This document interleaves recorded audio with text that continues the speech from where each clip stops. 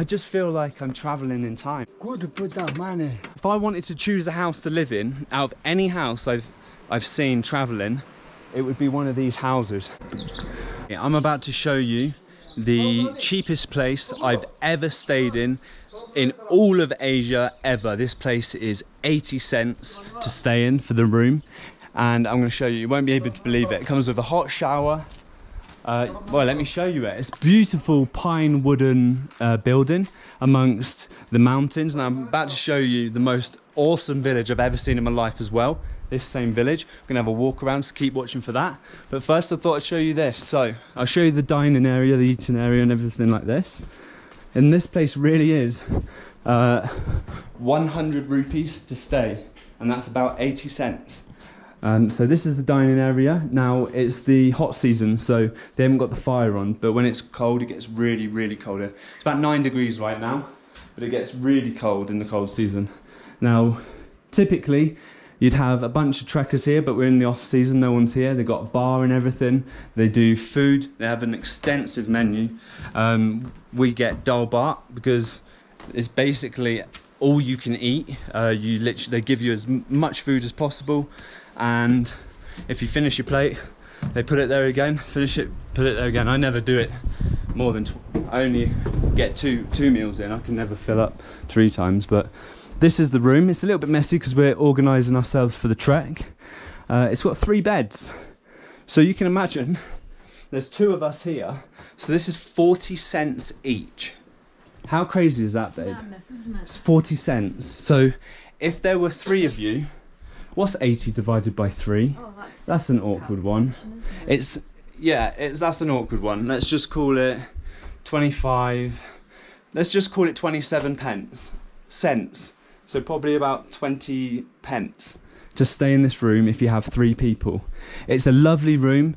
It's fairly bright. It has electricity. It has a toilet. It's a Western toilet too. It's all clean. It doesn't have a bum gun. It has a bucket. So luckily we got some baby wipes and some tissue. Really beautiful beds. It just feels so nice. So when you're trekking and aching at the end of the day, you need a good bed and a good heavy blanket for this cold climate. It's just amazing. This is 80 cents. I can't believe it.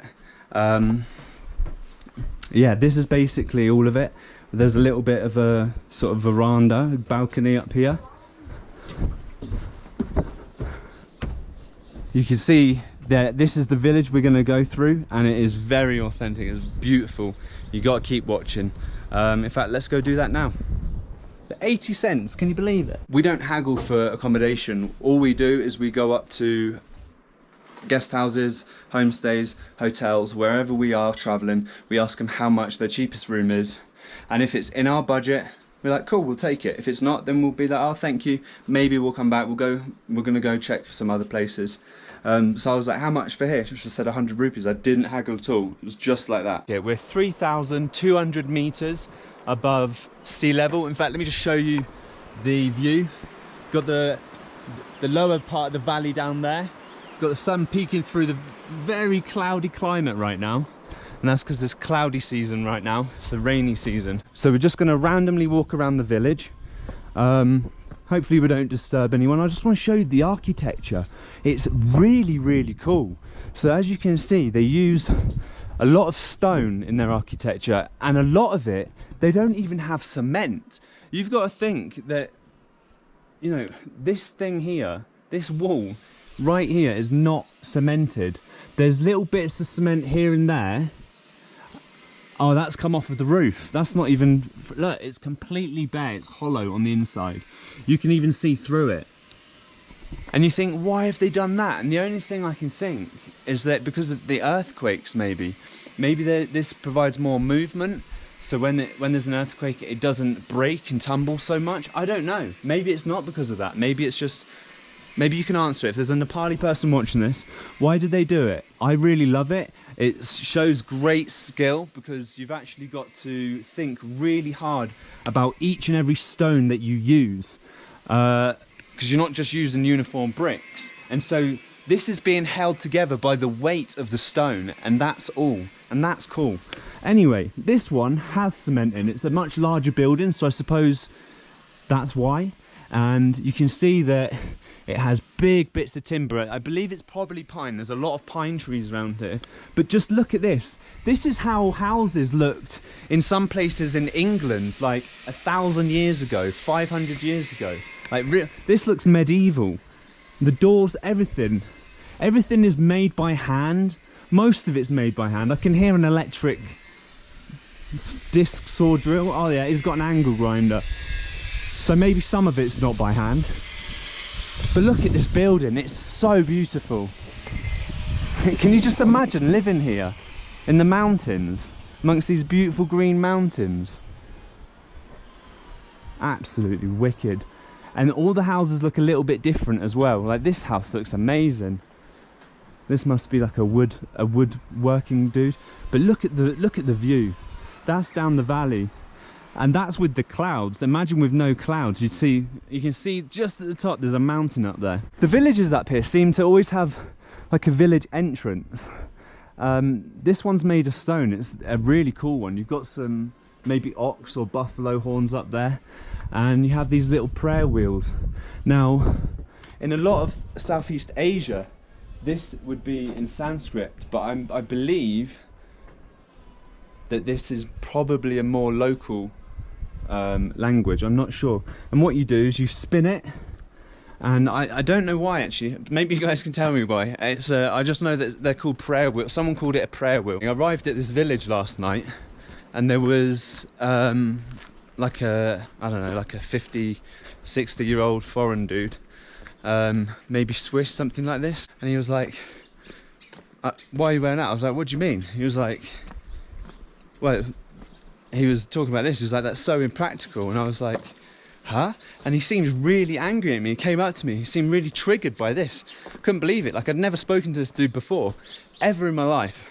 He just came up to me and was like, why are you wearing this? This isn't practical for the mountains. Why are you wearing it? And I was like, oh, it's very practical, thank you very much. It's keeping me warm. I wear it to keep me warm. And he was like, you look like you're on a spiritual journey. And I was like, I just couldn't help but laugh at him. He was getting really irate and angry, and I have no idea why. And I don't know, maybe like some poncho wearing long-haired dude stole his love of his life or something when he was young. I have no idea. He became really angry at me, and I said, well, it is practical. It's keeping me warm. Namaste. What is this? This one money. Money? Yeah. Oh, so you spin it and you get money? This money, this Buddha, good Buddha money. Oh, it's for Buddha. Yeah, Good luck. Yeah, Buddha. Ah. Ah, thank you very much for telling me that. I really appreciate that. Thank you, sir. Namaste. So yeah, this is a Buddhist thing. I thought it was Buddhist. And yeah, it's for good luck. You spin it for good luck. I'm not going to spin it because I'm holding my camera in my right hand. And you shouldn't touch things with your right hand. But anyway, with your left hand, sorry. But anyway, check out these buildings. Look at this. Now, there's many things I need to tell you about this that I've just noticed. And that is the fact that this one doesn't have any cement, and it's a huge building. There's one story, 2 story, 3 stories there, and it looks like a little bit of an attic. Oh, there's some cement. There's cement in the top. Oh, there is cement in some of it actually. Okay, maybe. Okay, there's just no cement in this bit. I don't know why, but they got big thick doors. Does this not just remind you of like the medieval period?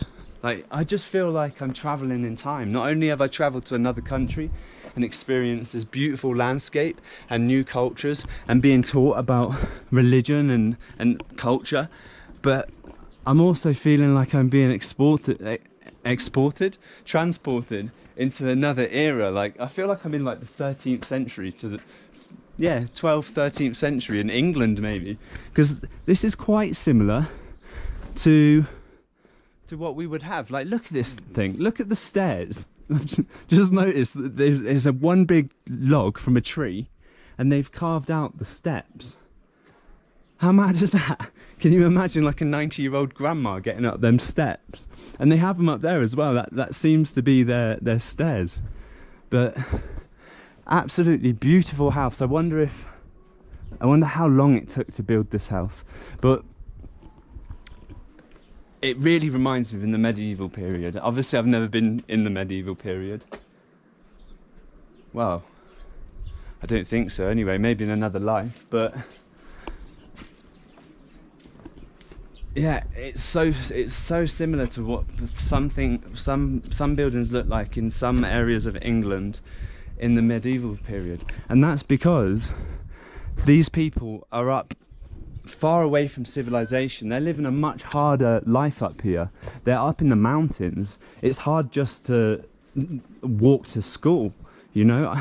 They have to walk like 5 kilometers up a mountain to get to their job, some of them. You know, and they don't have the money or the luxury to be able to bring so many things up. They have to really, you know, it's expensive to bring it up from the civilization down in the lowlands. So what you actually end up with is as a people, as a community that rely more on their relationship with nature. So they're just using natural materials here. This is wood and stone. It really is like the vast majority of this house is wood and stone, and there's probably some iron nails for maybe some of the roof. So they really are just using really natural materials because they have to. And obviously in medieval time and back in history in the UK, we also had to do the same thing. So you see, it's funny, you see patterns in humans and in civilization all over the world. The way that civilization started from agriculture and has grown, the way that it's done it in almost the same way everywhere. It's really interesting. So when you go to some places like this, you are walking almost back in time. It is from another era. At some point, maybe in 100 years, 200 years, these houses won't be here. And they'll look more like this and more like the guest houses that are here and that have been built here. To obviously make some money off of the tours, the trek. I'm not quite sure what's around here, but I bet there's a beautiful view around here. But look at these places, man. So this looks like a huge house. Some of these stone houses look almost like castles. There would be kings in England before England was England. Kings in Cornwall and Scotland and Ireland that would have these places, and it would be of great prestige, you know.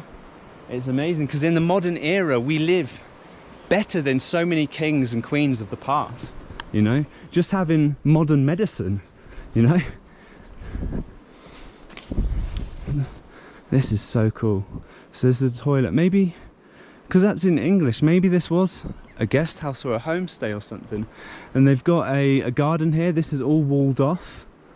Again, it's just with its own weight. And everywhere around here, you've got ganja, just everywhere. Oh look, you've got more here. And I've noticed something. I've noticed the pattern as well, actually.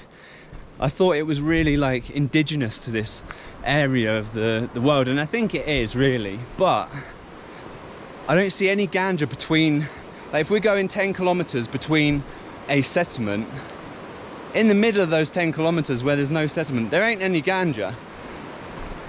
In the 2 to 3 kilometers getting up to a settlement, it gets more and more and more, and then when you pass it more and more and more, and less and less and less after 3 kilometers. So I really think people are growing this stuff. I don't know, man.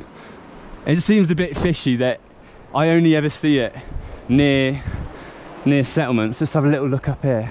Try not to die. Slip on this wood. So I think these are just gardens, or maybe, oh no, this used to be a house. That thing there, that's a house. That's an old house. You can see that it's tipped over, and yep, that's definitely a house. You can see the timber looks just like the same sort of architecture as this here, the layered timber and stone. Oh geez. Because they're mountain people, their steps are so steep. They've got such strong legs.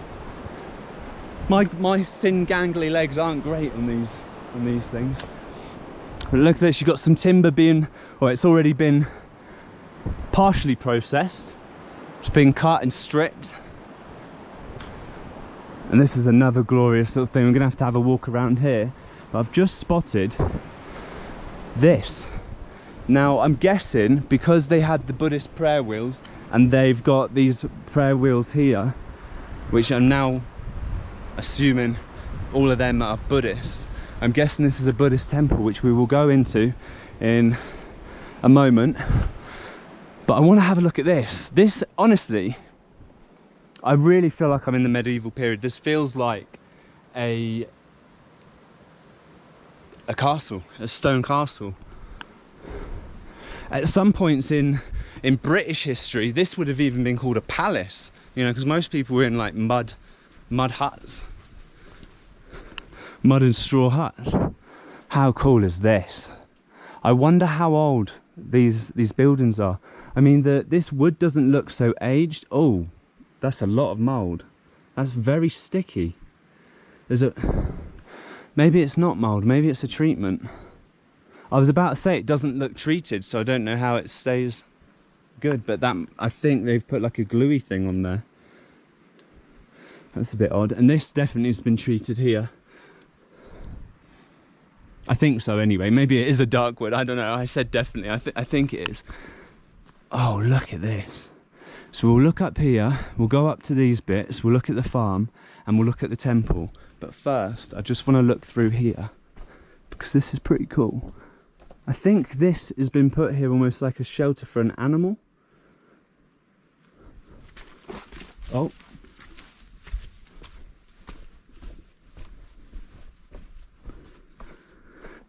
Wow. This is so cool. So I've realised this is actually a bit of private property, so I'm going to leave it. I didn't realise. Thought maybe it was an alleyway to another bit, but that is so cool. So what they've done is they've made an overhang here, and I can see animal poo. So this is to protect the animals from the snow, the rain. You know, there can be very harsh weather here, up in the mountains. This is the sort of the calmer season, the warmer season too. Oh, let's go look at the temple, and then we'll have a look up there. This wooden log step ladder thing seems to be a thing everywhere around here in this village. I can't imagine these buildings are very light because there's not many windows, and what the window there is very small. But they've got all these like balconies and verandas. It's like the most interesting house to live in. It would be, if I wanted to choose a house to live in out of any house I've seen traveling, it would be one of these houses. 100%, hands down, hand on heart. These are the coolest houses I've ever seen. They're really freaking cool. They have all sorts of little areas, and they're made of natural materials. They're not stuff full of like fiberglass and all these nasty things. Right, so this is the temple. There's a newer building being built here, which also looks like it might be religious.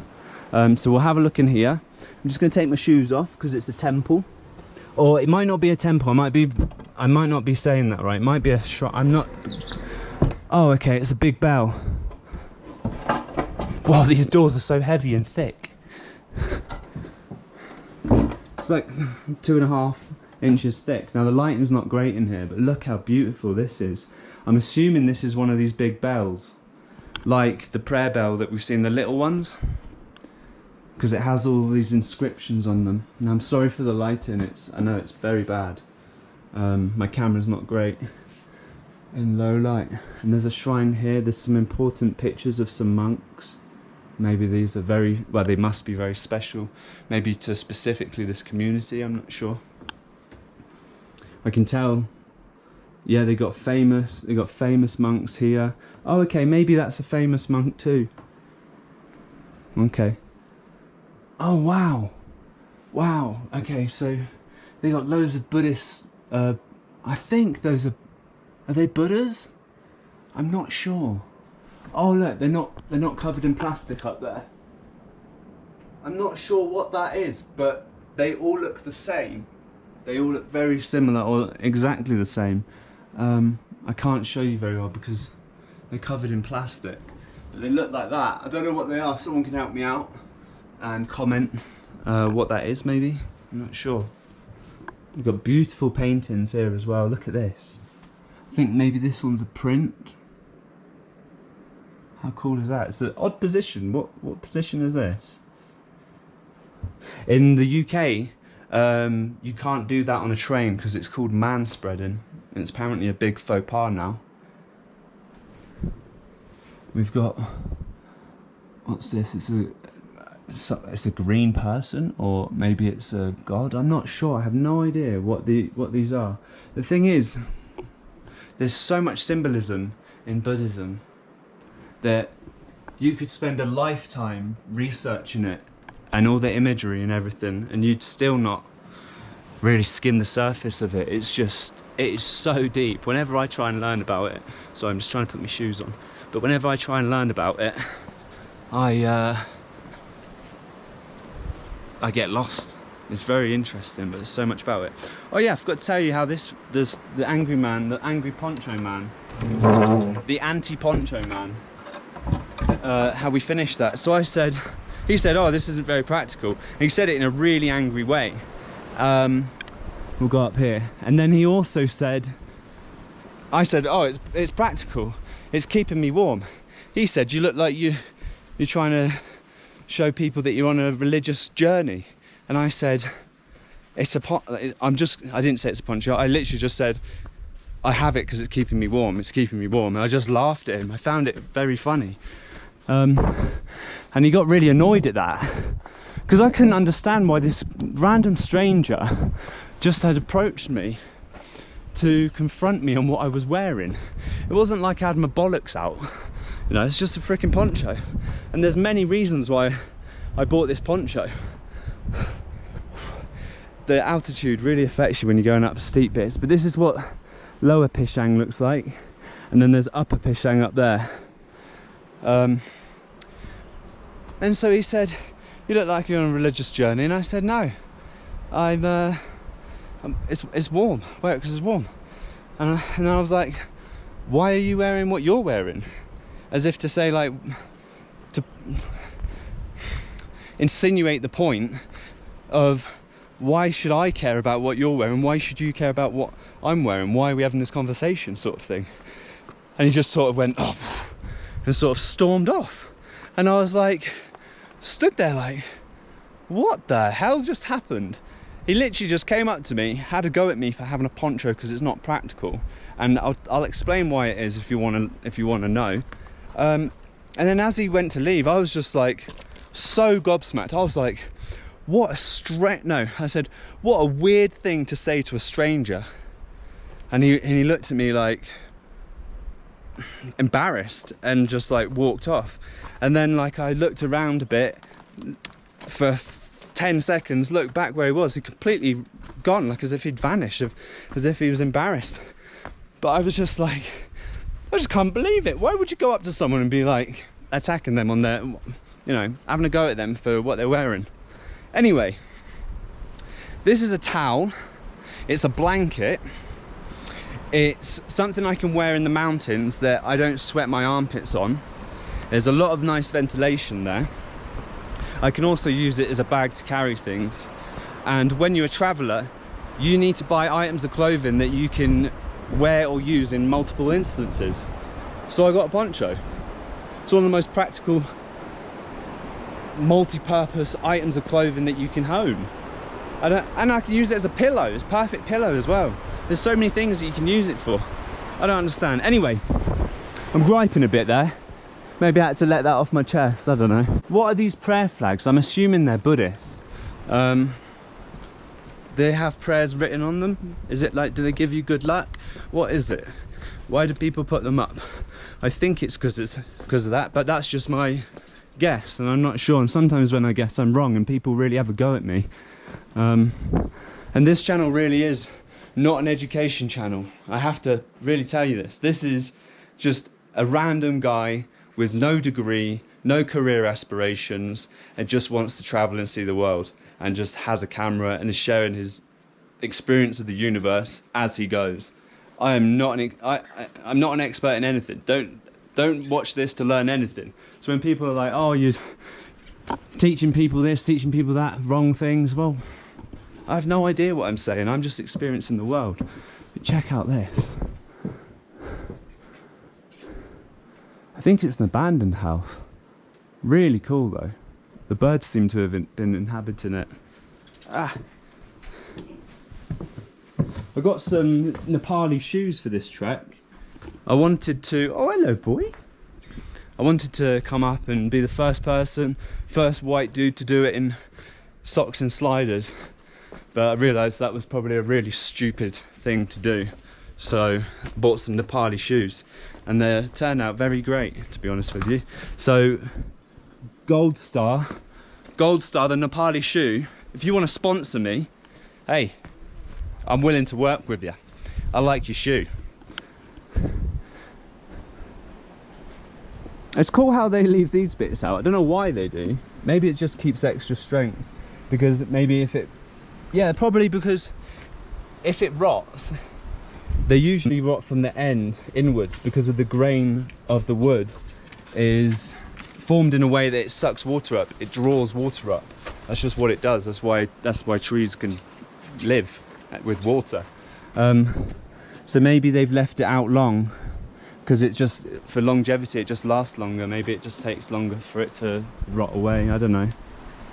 I'm just guessing. I have no idea. I told you I have no idea, guys. In fact, you guys teach me. I don't teach you. Everyone always teaches me. Now, to be honest with you, this section of the river isn't the most beautiful. They've got a lot of these, what are they, groins? I don't know what they are, but they've got a lot of these and it doesn't look so beautiful. Around a lot of the areas that I've seen, it's pure nature. Very dramatic. But let's go check out that bridge. How did we get there? Let's go down there. That is a cool wooden bridge and I want to go check out that engineering because that again looks very medieval. All this stuff is very ancient. What I love about travel and my experience so far of the world is learning about how humans came from hunter-gatherers to these huge civilizations with all these rules and... What are you saying? What's he saying? I'm not sure what he's saying. I think he's saying be careful. This is wicked. So you can tell there was an older bridge here, but it's been destroyed. So let's go on the other side and see if we can see how it was built. Because again, this looks like ancient engineering. And that's what I love about my experience of the universe so far. Is one of my hobbies, one of my interests is trying to learn how we came from hunter-gatherers, or even just before that, how we came from apes to what we have today with all this. We're everywhere in the world. We've conquered the world. We've dominated the world. Too much probably. But it's because of people, thousands and thousands of people and thousands of generations of hardship and learning and trial and error, and we've got to this point of sophistication where this bridge that's highly sophisticated looks basic, looks almost primeval, but it's not. It's do you know how long it would have taken humans to be able to build a bridge like this? It's actually highly sophisticated. I'm not sure if I can really get the engineering without falling down into the river. In fact, we'll go on to that bridge. Let's go have a look.